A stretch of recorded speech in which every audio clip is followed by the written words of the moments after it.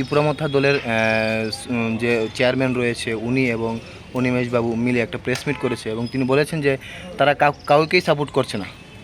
তাদের দলের কর্মীদেরকে বলেছে যাদের খুশি তাদের ভোট সেটাই তো বলছি, এটা তাদের স্ট্র্যাটেজিক কথা হতে পারে, কিন্তু ময়দানে গ্রাউন্ড রিয়েলিটি হলো ত্রিপুরামথা কর্মী এবং আমাদের কর্মীরা একসাথে এরা বাড়ি বাড়ি যাচ্ছে।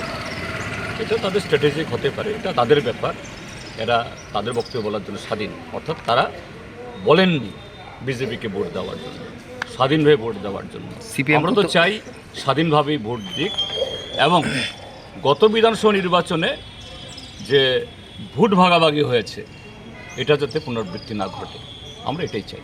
না, তিনি তো এও বলেছে যে সিপিএমের সাথেও তিনি নেই, মানে শুধু মানে কর্মীরা যারা রয়েছে তাদের নিজের যার পছন্দ ফলাফলের, সেটাই তো বলছি, এরা তো তাদের কর্মীরা তো বেশিরভাগ আমাদের কর্মীদের সাথে কাজ করছেন না। এই প্রেস মিটের পরে কি কোনো ধরনের প্রভাব পড়বে না মনে হচ্ছে?